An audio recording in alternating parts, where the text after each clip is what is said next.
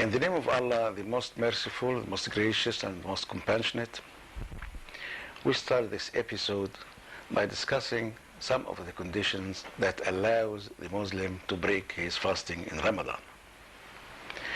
Of course, we say that he might consult an able, accredited Muslim physician that discusses with him and then will allow him to break the fasting of Ramadan. One of the conditions that allows this is fever. When the patient has fever, especially if it is a very high fever, over 39 or so degrees centigrades, the body cannot withstand the fasting, especially of fluids, due to the fear of subjecting himself to dehydration. All acute conditions of inflammation or infection, like sore throat when it is severe, like mouth ulcers, like acute bronchitis, empyema, lung abscess, cystitis, pyelitis, and orchitis, prostatitis, open TB, all these conditions, the patient has fever.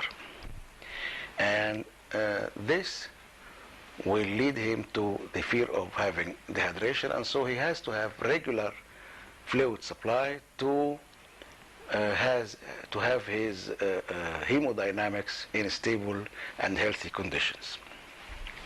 Of course, we know that in sweating, which is accompanying the fever, the body loses much of his salts and water, fluids, and he has a concentration of the blood more, and the viscosity is increased, and this is dangerous to his life.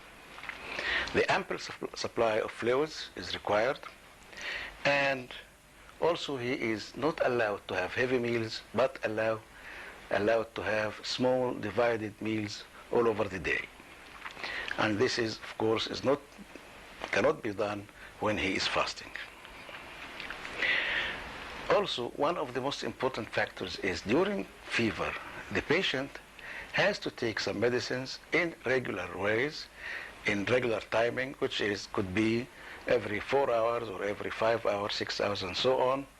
And this is contradicting with the timing of fasting of Ramadan. Of course, we know that the defense mechanisms of the body are recruited immediately to fight against whatever the cause and the reason, the etiology of this condition.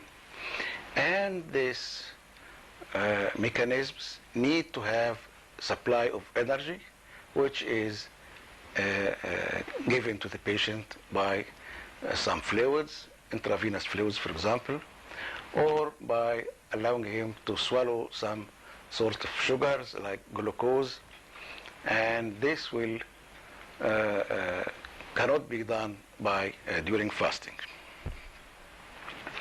We know that we have to give him medicines, and some people ask, why do you advise the patient to take this medicine before the meal, and why you advise him to take it during the meal or after the meal? And the answer is very simple. To give him the medicine, to advise him to take the medicine before the meal, this means that we want this medicine to be absorbed as quickly as possible, as fast as possible, and as at large as possible. And this could be facilitated by the emptiness of the stomach. When we advise him to take the medicine during the meal, then we want to protect his stomach, the wall of the stomach, from the medicine itself.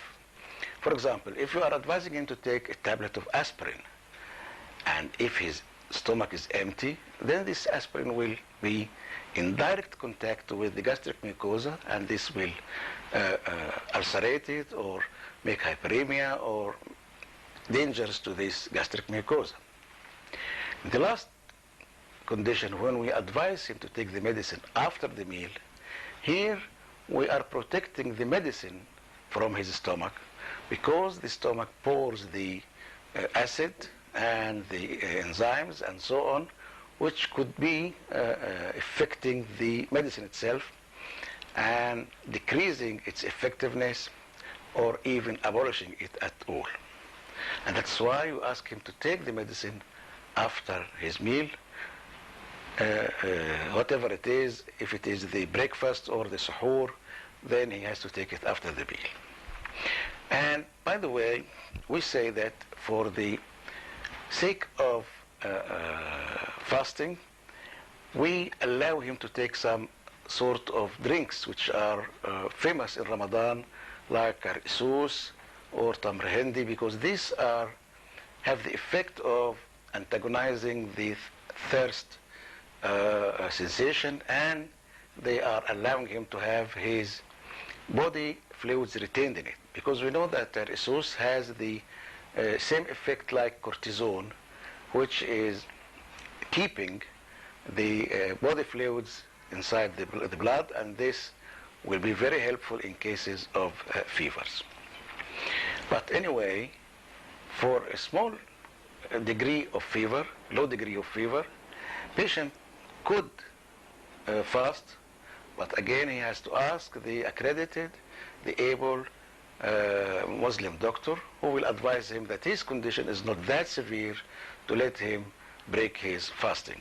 Also, of course, we know that in cases of gastroenteritis, where the patient also suffers from diarrhea and vomiting, beside the fever, then he loses the fluids either from the stomach by vomiting or from the intestines through this diarrhea. And of course we know that in this gastroenteritis or enteritis or gastritis, the condition could be severe, and of course he is not allowed to continue fasting. Some patients willing to obey the Islamic religion too strictly by fasting in spite of the fact that this is dangerous to them, and I think that this is wrong and absolutely wrong, because your body, you are not able to threaten it yourself, but you have to keep it by breaking the fasting of Ramadan to keep your body, to keep your health, to keep your life, which is the advice and the order of God to save his body and treat it as well and as the best as possible. For this, in cases of gastroenteritis or in cases of pyelitis or severe conditions of the urinary tract infections and so on, especially if it is accompanied by fever, the best way is to break the Ramadan and obey your doctor, because this is for the benefit of your health and of course for the benefit of your Islamic religion itself. Thank you very much.